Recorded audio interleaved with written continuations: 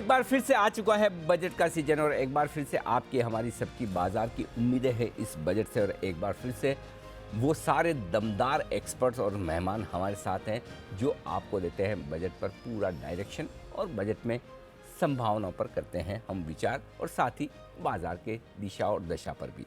आइए हमारे साथ कार्यक्रम में शामिल हो रहे हैं बाजार के 3 जाने माने दिग्गज, कोटक म्यूचुअल फंड के ग्रुप प्रेसिडेंट नीलेश शाह साहब, एबेकस एसेट मैनेजर के फाउंडर सुनील सिंघानिया साहब और MK वेंचर्स के फाउंडर मधु केला साहब। आप तीनों का बहुत बहुत स्वागत है।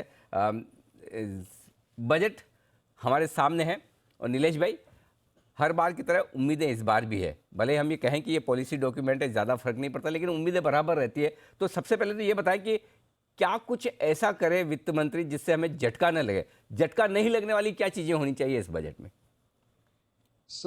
एक है अनिल भाई कि कैपिटल मार्केट रिलेटेड जो टैक्सेशन है उसको उसमें बदलाव नहीं लाए ताकि कोई झटका नहीं लगे उससे। दूसरा है कि जब पिछला बजट आया तो उसने एक हीलिंग टच दिया था इकोनॉमिक और मार्केट को, तो इस बार एक्सपेक्टेशंस बनी हुई है तो सेम जो आपने लास्ट टाइम किया वैसा ही करे। यह budget pro growth and pro consumption day. इस वक्त भारत की इकोनॉमी में थोड़ी अनइवन रिकवरी है। एसयूवीज ज्यादा बिक रही है पेंडेमिक लेवल से, बट एंट्री लेवल बाइक कम बिक रही है। गोल्ड की import all time high level पे है, बट गोल्ड लोन्स की बोरोइंग भी ऑल टाइम हाई लेवल पे है। तो हम किस तरह से इस बजट को प्रो कंजम्पशन प्रो ग्रोथ लाए, इक्विटेबल ग्रोथ में तब्दील करे, ताकि बॉटम ऑफ द पिरामिड जो लोग इस पेंडेमिक से इम्पैक्टेड है और जिन्होंने अपने कंजम्पशन पे कटौती की है उनको सपोर्ट दिया जाए, वह लोग भी कंजम्पशन साइकिल में हिस्सा लगाए और पूरी इकोनॉमी में ग्रोथ की रफ्तार तेज हो जाए। तो बिल्कुल ठीक बात है कि जब नीलेश भाई ये कह रहे हैं कि कैपिटल मार्केट से रिलेटेड, स्टॉक मार्केट से रिलेटेड बजट में किसी तरह के परिवर्तन नहीं किए जाए टैक्सेशन में, तो परिवर्तन में तो सुनील जी ये भी होता है कि long term capital gain tax 0 कर दिया जाए, डाइवेस्टमेंट बड़ा करना है सरकार को, LIC का IPO भी लाना है, तो ये परिवर्तन तो चलेगा ना?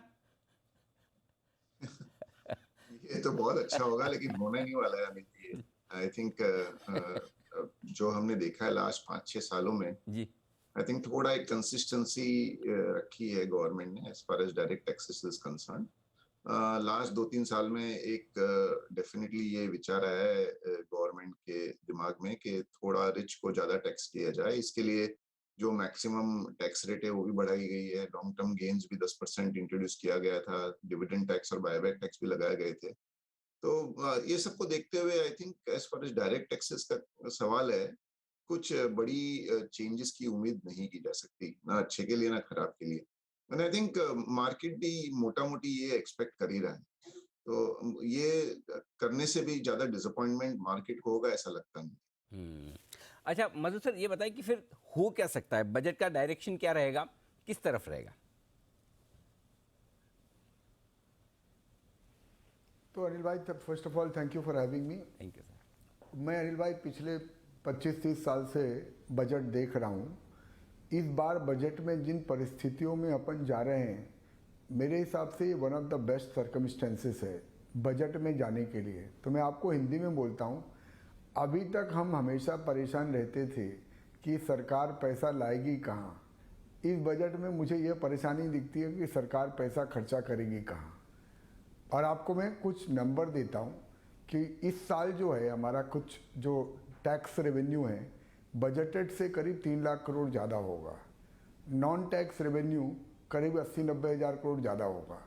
तो अगर स्टेट्स को अपना शेयर देने के बाद भी रेवेन्यू करीब 3 लाख करोड़ ज़्यादा होगा, और उसमें से अगर आप 1.5 लाख करोड़ का डिसइन्वेस्टमेंट का डेफिसिट भी घटा दो, फिर भी आपका रेवेन्यू साइड 1.5 लाख करोड़ ज़्यादा दिखेगा, राइट। अभी उसमें से आपने 1.25 लाख करोड़ करीब सब्सिडी में ज़्यादा खर्चा कर दिया और कोविड रिलेटेड और एक्सपेंडिचर कर दिए करीब 75,000 करोड़ रुपीज़ के। तो 50,000 करोड़ रुपया सरकार का डेफिसिट बढ़ा है। पर बिकॉज चूंकि GDP रिवाइज्ड होने वाली है, मुझे लगता है मोर और लेस फिस्कल डेफिसिट यहीं पर रहेगा। पर अगर क्वालिटेटिवली देखिएगा अनिल जी, ये जो नंबर है, मेरे तो लाइफ में कभी मुझे ध्यान नहीं है कि सरकार ने बजट से 3 लाख करोड़ रुपए का टैक्स कलेक्शन ज़्यादा किया होगा। मैं 25-30 साल से बजट बहुत क्लोजली देखता हूँ और आप सबसे इंटरेक्ट भी करता हूँ। आप भी इस बात से एग्री करोगे कि ऐसा कभी नहीं दिखा। वाइब्रेंसी ऊपर नीचे बहुत हुई, बट ये सिचुएशन कभी नहीं दिखी। सरकार ने बजट को एकदम ट्रांसपेरेंट कर दिया है। स्टेट्स को बहुत सारा पैसा मिलता है सेंट्रल गवर्नमेंट से ट्रांसपेरेंट तरीके से।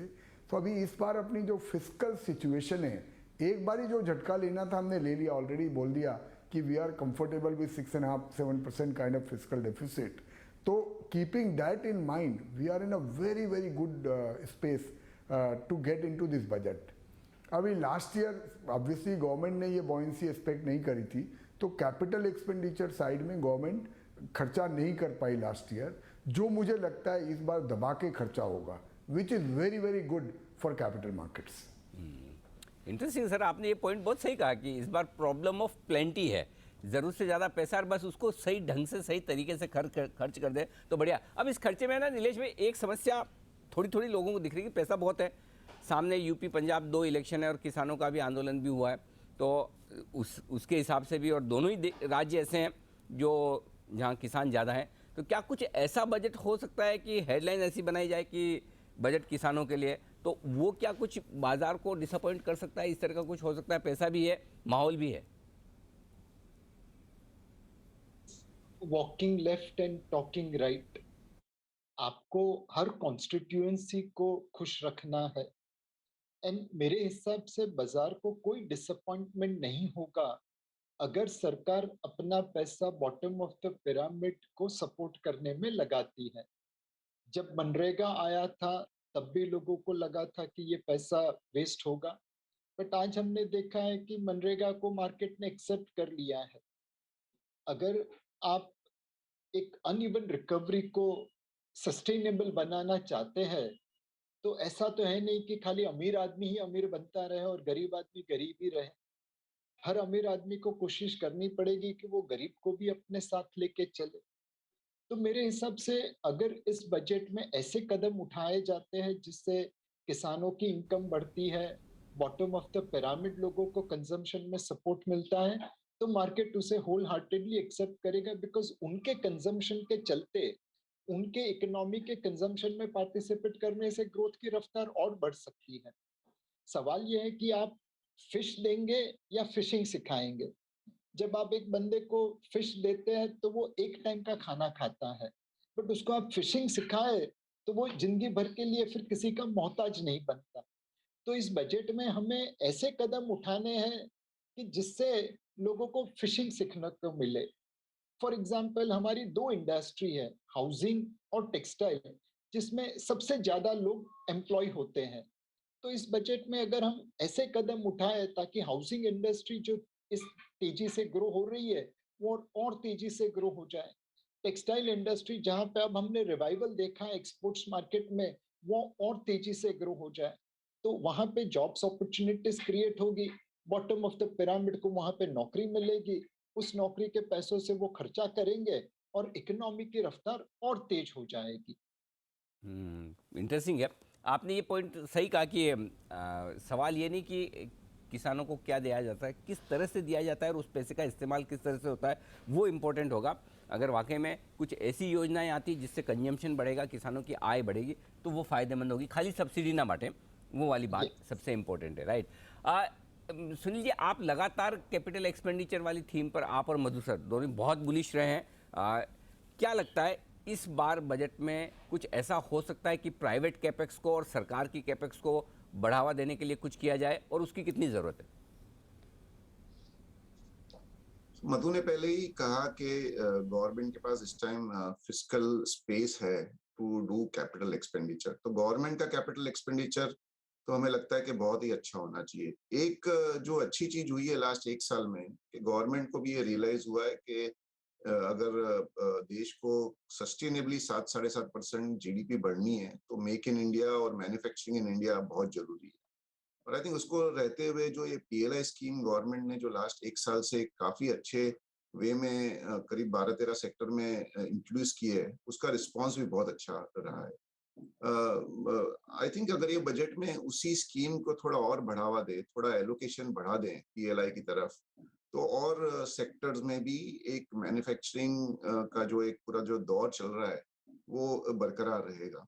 नीलेश भाई ने टेक्सटाइल कहा, आई थिंक बहुत सारी ऐसी इंडस्ट्री है जैसे इलेक्ट्रॉनिक्स असेंबली, जहाँ काफी लोगों को एम्प्लॉयमेंट मिल सकता है, जहाँ पे इंपोर्ट सब्स्टिट्यूशन बड़े पैमाने में हो सकता है और एक सेल्फ रिलायंट एक India on the manufacturing side एक उभर के आ सकता है। आई थिंक वो एक बहुत पॉजिटिव रहेगा। और पीएलआई स्कीम एक अच्छी रकम के साथ में गवर्नमेंट ने शुरू की है, अगर थोड़ी सी और उसमें आउटले बढ़ा दिया जाए तो उसका मल्टीप्लायर इफेक्ट काफी अच्छा हो सकता है। दूसरा ये भी है कि काफी सेक्टर्स में अभी कैपेसिटी यूटिलाइजेशन 85-90% पे पहुंच गई है। तो आई थिंक ऐसे भी थोड़ी डिमांड क्रिएट करने की, जो सप्लाई क्रिएट करने की जरूरत है, बिकॉज डिमांड अच्छी खासी है। तो उसमें भी अगर थोड़ा सा लेबर रिफॉर्म्स को लेके या थोड़ा सा डोमेस्टिक प्रोडक्शन को लेके अगर इंसेंटिव दिया जाए तो एक बहुत अच्छा स्टेप होगा। तो ये इंटरेस्टिंग चीज़ें हो सकती है कि अगर कुछ प्रोडक्शन को और कैपेक्स को बढ़ावा दिया जाए। मधु सर, आपके लिहाज से कहाँ और फोकस होना चाहिए जिससे कि ग्रोथ बढ़ पाए? अनिल भाई, लाइटर वे में बोलूं, अब तो जो होना था सब पेपर में आके सब चला गया। मेरे आपके बात करने से कुछ चेंज होने वाला नहीं है। ठीक बात है। बराबर ना? तो बिल्कुल सही है। कोई इसमें कोई सुझाव नहीं है कि सरकार को क्या करना चाहिए कि क्या नहीं करना चाहिए। वो तो पेपर ऑलरेडी प्रिंट हो चुका है, हमको अब उसको सिर्फ सुनना है। तो अभी तो हमको ये एनालाइज करना चाहिए कि क्या होएगा, तो उसका क्या इम्प्लीकेशन मार्केट पे होएगा। राइट, अभी तो जो फिक्की है, जो भी बॉडीज़ है, नीलेश भाई ने बहुत अच्छा काम ऑलरेडी किया होगा, हम अज्यूम कर रहे हैं कि उन्होंने राइट सजेशन बजट बनने के पहले दे दिए होंगे और वो सब राइट सजेशन चले गए। तो मैं आपको मोटी बात बताता हूँ, ठीक है, सरकार और अपना पूरा अलाइनमेंट है इस बार कि बाज़ार में कोई लफड़ा नहीं होना चाहिए। क्योंकि अगर आपको LIC का IPO करना है, you can't do it in a bad market sentiment. इसीलिए देखो, कभी आपने लाइफ में सुना 4 दिन पहले बोल दिया लॉन्ग टर्म कैपिटल गेन्स में कोई चेंज नहीं है? क्यों है ये? क्यों कि सरकार को लफड़ा चाहिए नहीं अभी बाजार के रिलेटेड। एक्सटर्नल सिचुएशन से जो होगा वो होगा, पर मुझे तो नहीं लगता है कुछ भी ऐसी अनप्लीजेंट चीज होगी। और I feel last year budget was a fabulous piece of document. Government actually really supported the economy. I think that good work will continue. As Nilesh भाई rightly pointed out, let us not worry कि वो bottom of the pyramid के लिए अगर वो पैसा right तरीके से खर्चा करते हैं, it is very good for the country as a whole. It creates employment, it creates demand. तो वी शुड नॉट वरी कि ये बड़ा पॉपुलिस्ट बजट होगा और सरकार पैसा बांट देगी। तो अभी सरकार के पास काफ़ी फिजिकल स्पेस है। मुझे लगता है इस बार जो होना चाहिए या जो होगा, large capital expenditure from the government side and manufacturing के लिए मुझे लगता है और भी कदम बढ़ाएंगे, including the PLI scheme extended to lot of other places. That is what logically should happen and I think markets will cheer it. और बाजार का आप देखो ना अनिल भाई, already we are going into the budget with very डरा हुआ market है। हाँ। कोई भी रीजन से 18,400 का निफ्टी अभी 17,000 ऑलरेडी है, तो वो एक बहुत बड़ा फैक्टर है ना कि अगर 18,400 की जगह 19,400 में जाते तो कुछ भी लफड़ा होने से बड़ा करेक्शन हो सकता था। ये तो ऑलरेडी बाजार 10-12% घट चुका है। तो मुझे नहीं लगता है बजट परसे से मार्केट को कोई डैमेज हो सकता है। ये अच्छी बात कही आपने कि बाजार हल्का है बजट में जाने से पहले। अच्छा, अब एक सवाल मेरे को आप तीनों से जो पूछना है वो है कि कौन सा ऐसा कुछ वित्त मंत्री कर दे out of the box idea या कुछ ऐसा कि जिससे ऐसा लगे कि वाह वाह बजट है ये, तो मतलब हमने सोचा ही नहीं, मतलब ऐसा तोड़ फोड़ टाइप का बजट जिसमें मतलब कि पूरा बाजार का मूड माहौल बदल जाए, बहुत अच्छा बजट। या फिर कुछ ऐसा कर दे कि इतना खराब अब इस साल तो पैसा नहीं बनेगा। दोनों ऐसा क्या हो सकता है उसका आप जवाब सोच के रखें। तब तक एक बार है ना, मैं सिर्फ मार्केट पर एक बार राय लेता हूँ बजट के बाद के लिए। बजट के पहले तो हल्के हो गए सुनील सर, बजट के बाद क्या? अनिल जी, अगर आप लास्ट 4-5 साल का बजट देखते हैं ना, तो बजट के दिन और उसके एक दिन बाद तक थोड़ा सा ऑब्वियसली लोग बजट को एनालाइज भी करते हैं और बजट की वजह से थोड़ा ऊपर नीचे भी होता है बाजार, बट उसके बाद में it is business as usual. तो एटलीस्ट मेरा मानना है कि बजट अभी ठीक है, हम इतने सालों से ट्रैक कर रहे हैं बजट को, अभी भी करना चाहिए। एक इंटरेस्टिंग माहौल होता है, एक अच्छा सबका व्यू मिलता है।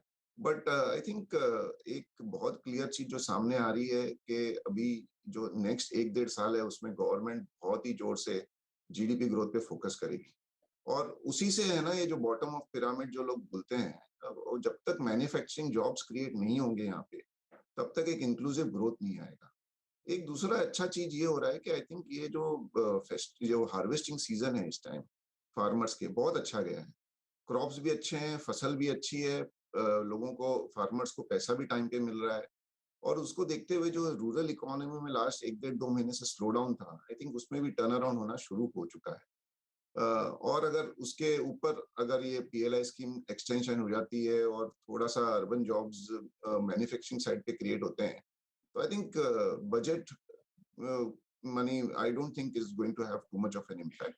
आगे जीडीपी ग्रोथ 6-7% और मार्केट एक अच्छा mid teen kind of returns अभी भी यहाँ से भी लगता है कि पॉसिबिलिटी। तो चलिए, ये अच्छी बात है कि बजट के बाद के लिए थोड़ा सा डायरेक्शन बेहतर है। सर, नीलेश भाई, आपसे भी यही जानना चाहता हूँ, लोग थोड़े से डरे हुए भी हैं। पहली बार साल 1.5 साल में ढंग का करेक्शन देखा है, जो नवंबर दिसंबर से हमने शुरुआत की है, तो और सामने बजट है, तो कैसे अप्रोच करें बजट के पहले बजट के बाद मार्केट को? मेरे हिसाब से बजट के पहले या बजट के बाद आपको सिर्फ अपने असेट एलोकेशन के ऊपर ध्यान देना चाहिए। पिछले 2 साल का रिटर्न बहुत अच्छा है, इसलिए इक्विटी में निवेश करें, ये गलत बात होगी।